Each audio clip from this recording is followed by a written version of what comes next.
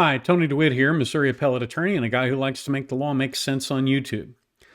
I have to ask, what is it with Wisconsin women? You know, we had Shabiznis and we have Kerchevsky, and now we have Lori Ann Phillips. I apologize for not getting into this case earlier, but I've watched a lot of the video over the weekend, and I have to say this was the most poorly tried case I've ever seen from the prosecution perspective. And Lori doesn't belong in the same category as the other two. She seems to have gotten a raw deal on this, and I'm really glad that it ended well for her. Analyzing the case from start to finish, it looks to me, as some of the commenters have said, that the case should never have been brought, and it highlights how a district attorney armed with selective facts can convince a grand jury to indict someone for murder when there's very little, if any, evidence of murder. Now, I have some criticisms of the prosecutors here, and I want to make sure I preface this right. Prosecutors, like public defenders, do not have unlimited budgets. Prosecutors might have 20 cases at any one time, and they may only have a few days to put together a trial plan for a case, even a murder case. So while I have criticisms, they're not personal to these lawyers. I think the lawyers did the best they could, but I do not think that the lawyers had enough time to prepare, and I don't think that the lawyers are incompetent. I just think they didn't do as good a job as they could. I'm sure they're a fine attorney, but in this case, they just didn't make the grade. Now, for those of you who did not follow the trial, the state's case was that following a night of drinking, the defendant, Lori, and the decedent, Mr. Phillips, got into a fight at the bar, and when Lori tried to leave him at the bar, the confrontation got physical. He drove home, even though, according to Lori, he was 3 sheets to the wind.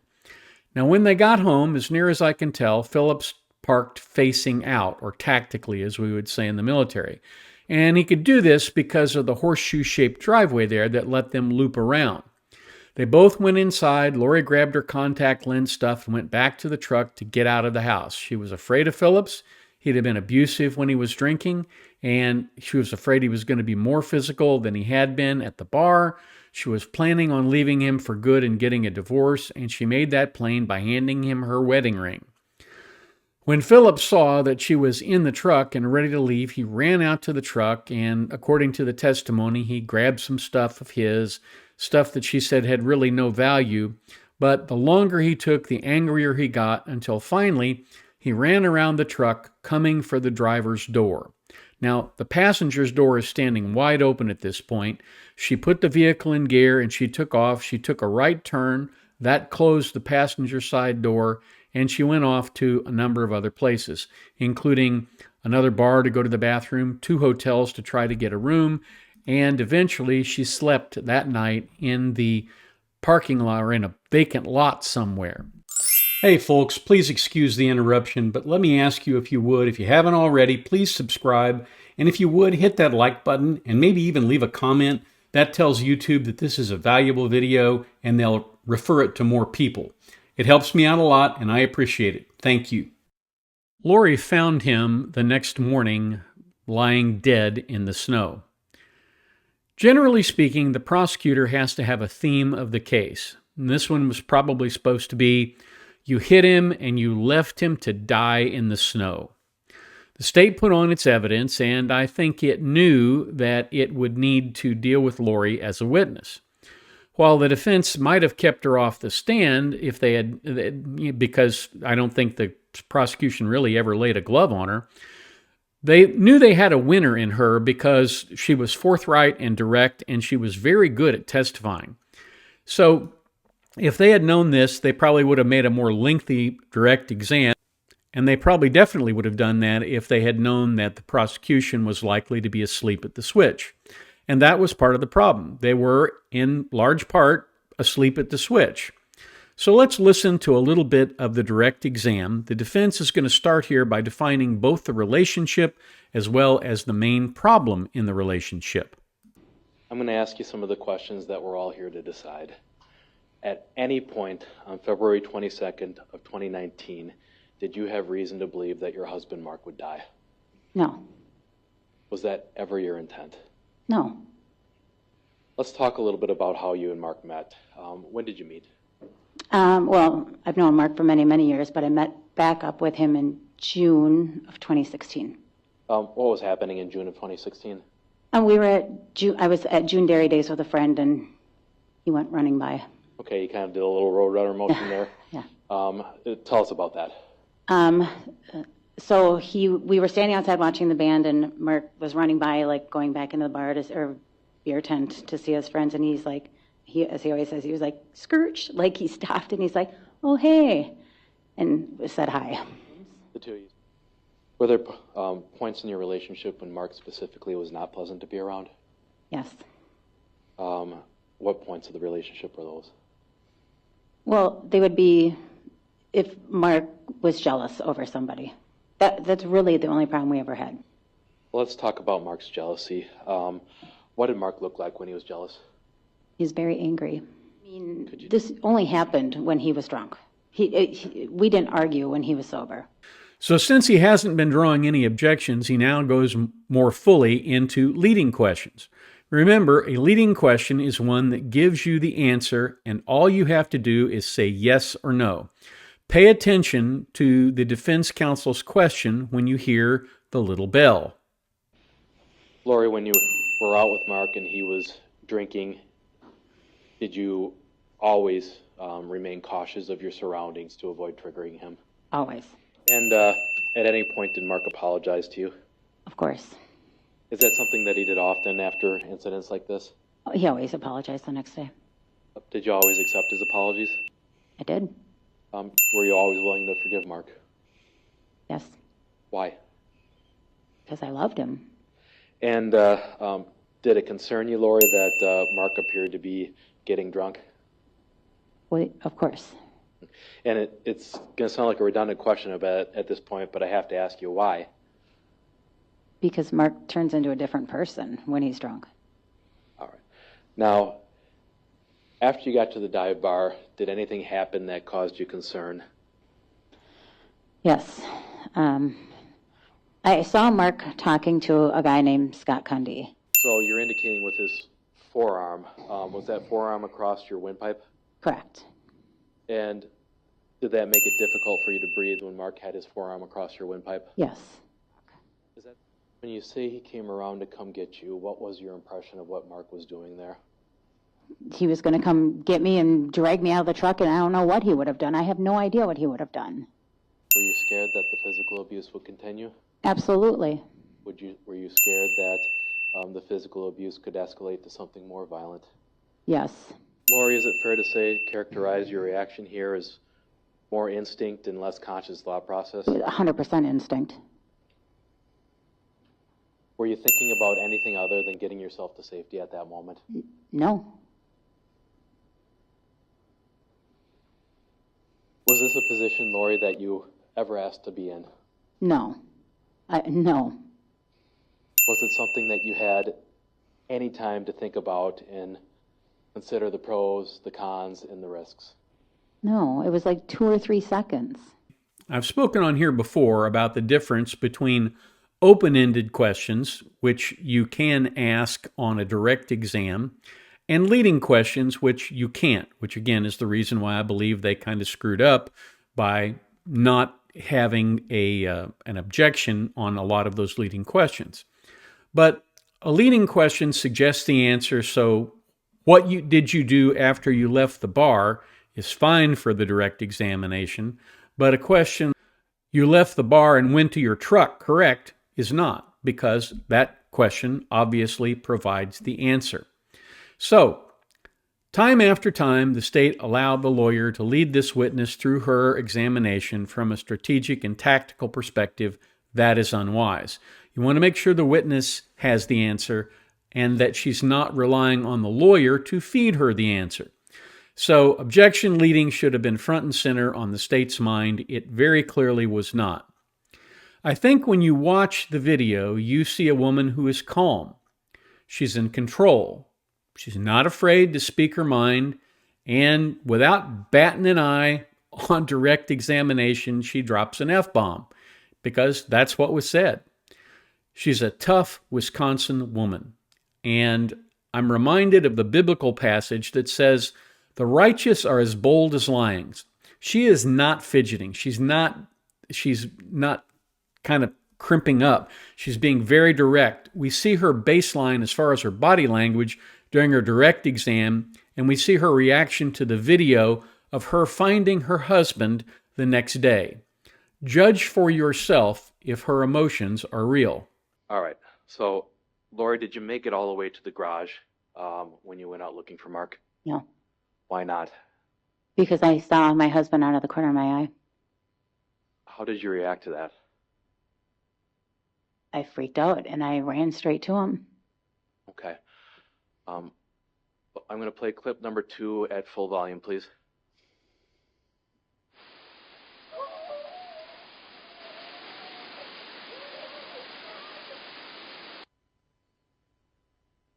Lori, what were we hearing in that clip? Me What were you doing? yelling, crying, And why were you crying? because I found my husband dead. Now, again, that was an excellent direct exam, and it capitalized on the errors of the prosecutor. So overall, I would have to give the defense an A+ on this direct examination. It was very well done. Now let's move to cross-examination. Every lawyer has a style they use on cross-examination. Creighton Waters had a specific style. You may remember that I criticized his style because I felt like he didn't keep tight control over Alex Murdaugh. But in the end, his method worked really well for him because the more Murdaugh talked, the more of a liar he came out to be. The same could very well be said for Georgia in the Adelson trial. I noticed yesterday in going through some of the trial video there, because people kept saying in the comments that I didn't know the case. So I went back and I went through the whole cross-examination, or direct examination, I guess, of Wendy. And when I looked at that examination, I felt like she was doing a pretty good job. Not the lawyer, but Wendy. I thought she was doing a pretty good job until Georgia got to the question about, have you read the indictment? And she said, no, I've never seen the indictment. Okay. I was fairly convinced up to that point, but when she said that, there is not a lawyer in the world who would not want to see the paper. If my sister got indicted for something, I would want to see the paper. If my brother got indicted for something, I would want to see the indictment, because I would pick it apart and I would point out all of the things that could be, avenues for attack. That's what any lawyer would do if their family member was involved. And the statement that she didn't do that, I think, really undercut her credibility. And I missed that the first time I went through. So, like I said, every lawyer has a style for cross-examination, and that's because lawyers find what works for them and they keep using it. I have a former employer who was really good at trying crashworthiness cases. Those are the kinds of cases where a car accident happens and the car collapses in on the victim and causes additional injury, and he would then sue the car manufacturer for a defective product. As a result, he was very effective with that. As a result, he tries every case as if it's a crashworthiness case. And that's not a good thing to do, because not every case is a crashworthiness case, obviously. But to get back to this, he has a style on cross-examination, and it's very scholarly. Now, I have another friend, a guy by the name of Don, whose cross-examination style is to hit the witness in the face right off the bat. His cross would have started with the theme of the case. You hit him with the truck and you left him to die in the snow. Isn't that true? And that's how he would have handled it. He would have gone through the interrogation transcript and he would have pointed out every deviation from beginning to end.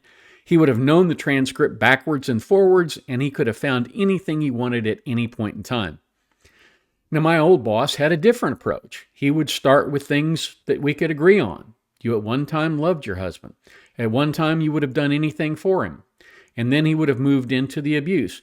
but your husband started hitting you when he was drunk, and that hurt you. That made you mad. That made you so mad you gave him back his ring. You gave him back his ring to hurt him, didn't you? Then you said you were leaving. Again, you did that to hurt him. You wanted him to feel the kind of pain you felt because you were angry. You were really upset and angry that night. You hit him with the truck. Isn't that true? That's what the forensics show, isn't it? You did that on purpose because you had come to hate him. Isn't that true? That's what you would do. He would build up to a crescendo, and you would use that. Now, interestingly enough, the questions here are what are important. It isn't the answer. She's going to say no to all of that. It's the questions that are important. And as the cross-examiner, you're the voice of confidence. You know this stuff. You are driving it home, and you are pursuing a goal. You're going to get the witness upset, and if you do, there's a good chance she'll spill something and give you a ball you can run with. But to get to this point, you have to have two things. You have to know the facts, backwards and forwards, and you have to have a plan. My old boss used to do it in chapters. He had chapters with goals in each mind, and that's what he would cross-examine to get. You have to have a list of points you want to score because, as Yogi Berra once famously said, if you don't know where you're going, when you get there, you'll be lost. The state should have taken the time to plan and organize questions and then drilled it into Lori Phillips on the stand. But instead, we get this. Ms. Phillips, the last thing you had testified to, your sole purpose that night was to get to safety. Is that what you said? Correct. Okay. So for everyone hearing your testimony today, that's your sole purpose for that entire night? Is that what you mean in terms of escaping from Mr. Phillips? When I left. When you left, and then your actions thereafter? Correct. Judge, objection bag. Yeah, I agree. Go ahead. Be more specific. So your sole purpose was to get to safety. You're talking about the driveway incident. Correct. Was that your sole purpose when you went to the subdivision? To get to safety? Yes. I didn't know what I was going to do. I didn't know where I was going. Was that your sole purpose when you went to check into a hotel? Yes, so that I did not sleep at home, correct. Was that your sole purpose, or sole consideration, or was that what and I guess, let me rephrase that. Was that a primary consideration after the hotel? Your safety? Was my safety a primary consideration after the hotel? After the hotel. When you're getting ready, I guess after the hotel, where you go next? To Woodman's, you mean, or to the vacant lot? To Woodman's. To Woodman's. Well, I went there to use the restroom. In the vacant lot? The vacant lot, I went there to sleep because I couldn't get a hotel room. And you didn't want to go home? At that point, no, not yet, no. Because you were concerned about your safety? Correct. Well, congratulations, Mr. Prosecutor. You established a key part of her defense and reinforced it with your questions.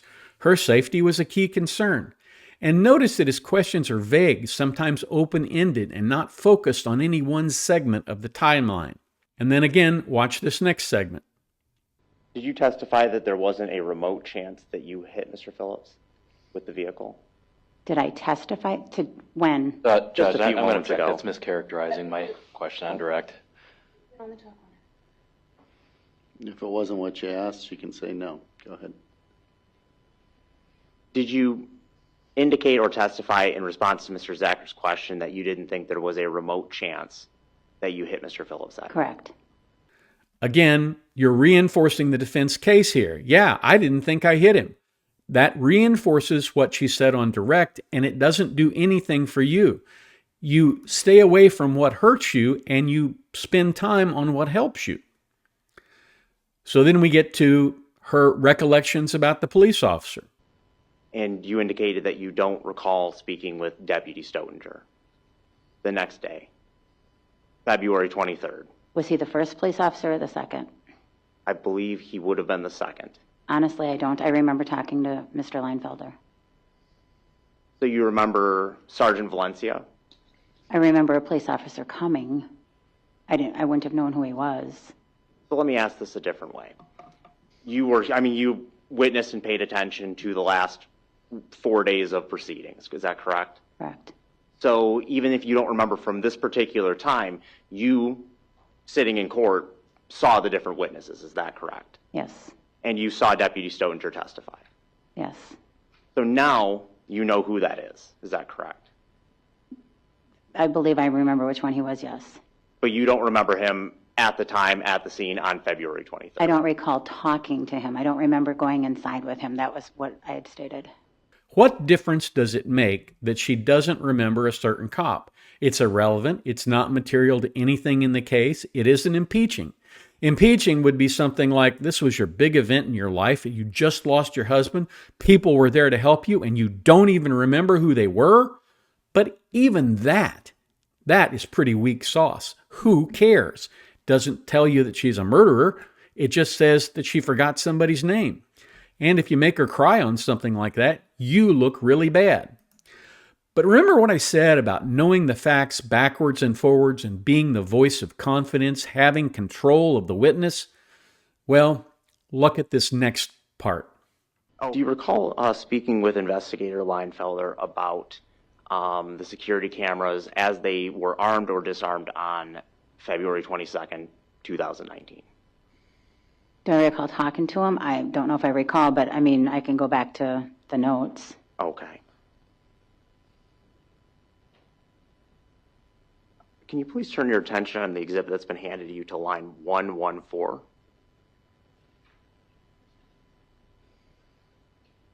Okay.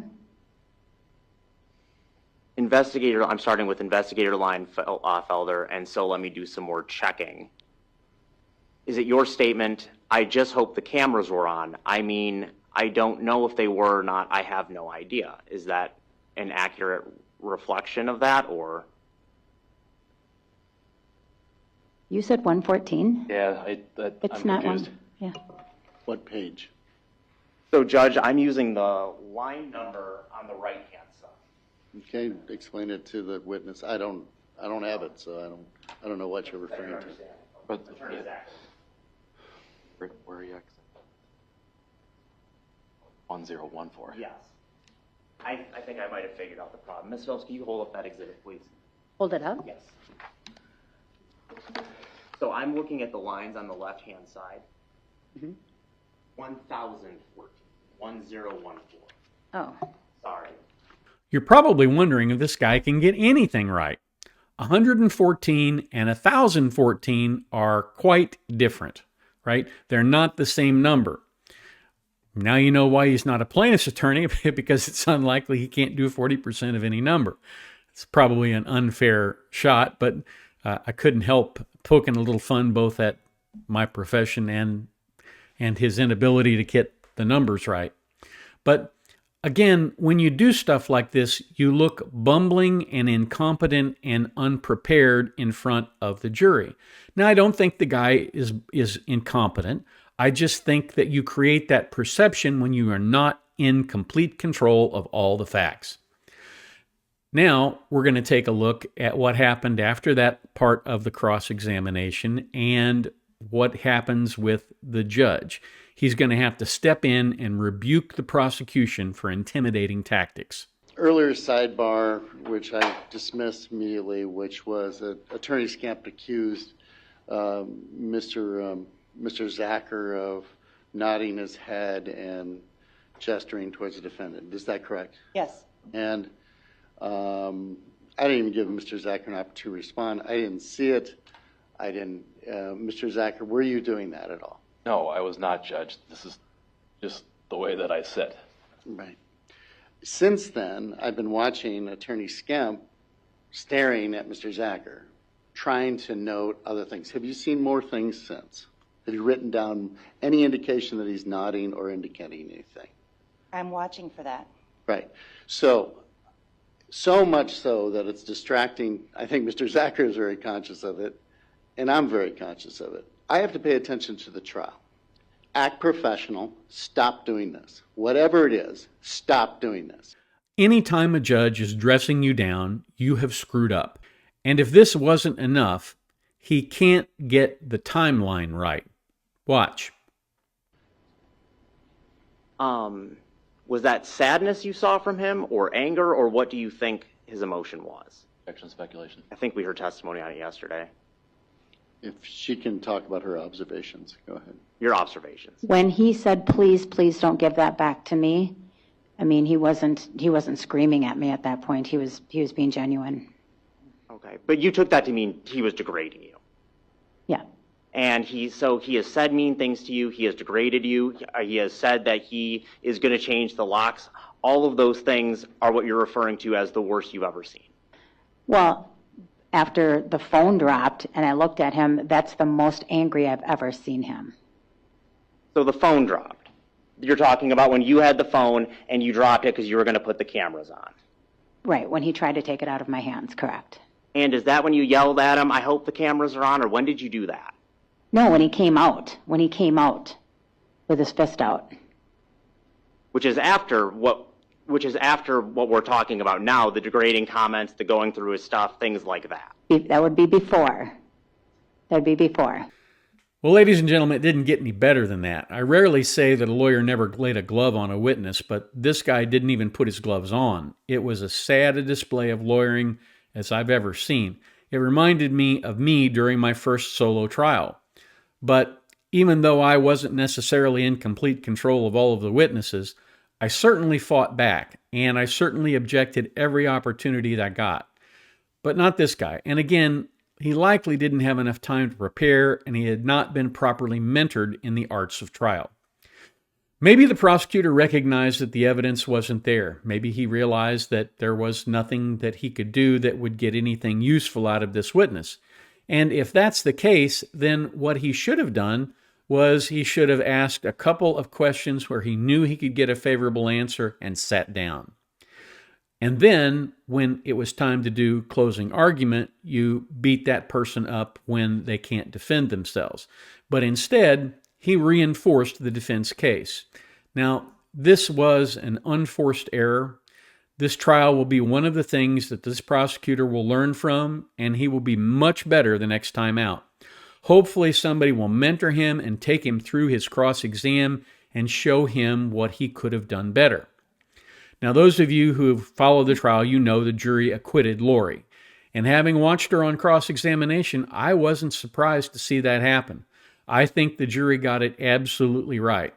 I do not think the state proved its case in this particular case.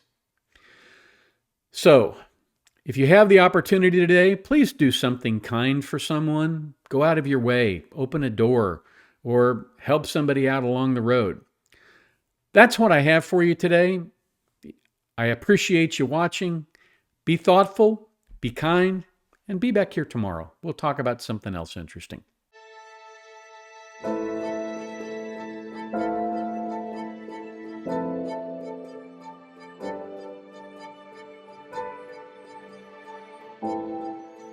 If you like this video, here are a few others you might try, and don't forget to subscribe. Have a terrific day, guys.